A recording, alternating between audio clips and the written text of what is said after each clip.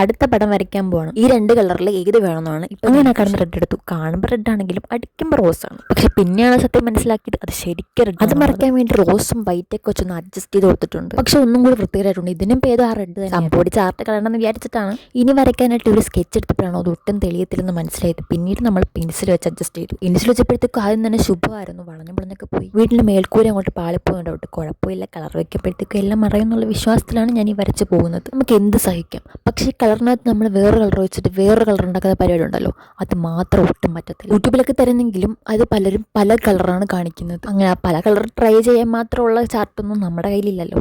ഇത് വരയ്ക്കണമെന്ന് നോക്കിയപ്പോഴാണ് യൂട്യൂബിൽ ഈ ഒരു പടം കണ്ടത്. സംഭവം ഇത് വരയ്ക്കാൻ പറ്റുമെന്ന് എനിക്കറിയത്തില്ല. ഒന്ന് ട്രൈ ചെയ്താണ് കേട്ടോ. ഇനി നമ്മുടെ കളറിൻ്റെ ഊഴമാണ്. സംഭവം കളർ അടിക്കുന്നതും ഈ മരത്തിൽ കളർ അടിക്കുന്നതും ഭയങ്കര സിമ്പിളായിട്ടുള്ള കാര്യമാണ്. ഇവിടേക്കോ പാളിപ്പോയ ഡൗട്ട് ഉണ്ട്, അത് നിങ്ങൾ കണ്ടുപിടിച്ചു പറയണം. വീട് മൊത്തത്തിൽ പാളിപ്പോയെന്ന് മനസ്സിലായി. പക്ഷെ ഓൺ വോയിസ് ഇട്ടപ്പോഴാണ് മനസ്സിലായത് ഈ വാതിലിലും ചിലാലിനൊക്കെ കളർ അടിച്ചിരുന്നുള്ള ഇതിൻ്റെ ഇടയ്ക്ക് ഒരു ശ്രദ്ധക്കുറവ് വന്നിട്ടുണ്ട് കേട്ടോ. അത് ഇപ്പം കാണും.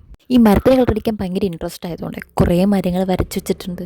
ഇതാണ് സംഭവം ഇതൊരു ബോർഡറായിട്ട് അടിക്കാനുള്ളതാണ്. പക്ഷെ ഞാനത് മൊത്തത്തിൽ അടിച്ചു വെച്ചു. പിന്നീട് നമ്മൾ കൊച്ചു പുല്ലുകൾ വരച്ചു കൊടുത്തു. നമ്മുടെ അടപ്പിൽ ഒതുങ്ങുന്നതായതുകൊണ്ട് അത് അവിടെ ഒതുങ്ങി. പിന്നെ ഇതെന്താ സംഭവം എന്നറിയത്തില്ല, കാക്കയോ വല്ലതായിരിക്കും. പിന്നീടാണ് മനസ്സിലായത് ഒരു കിളി ഇരിപ്പുണ്ടെന്നുള്ള കാര്യം. കിളിക്കിരിക്കാനുള്ള ഒരു കൊമ്പ് വേണ്ടേ, ഒരെണ്ണം മാത്രമായ വൃത്തിയായതുകൊണ്ട് ഞാൻ എല്ലാ തവണക്ക് വരച്ചു കൊടുത്തു. ഓക്കെ, ഡ്രോയിങ് കഴിഞ്ഞു. ഇനി ഇതാണ് ഫൈനൽ ലുക്ക്. എങ്ങനെ ഉണ്ടെന്ന് പറയണേ.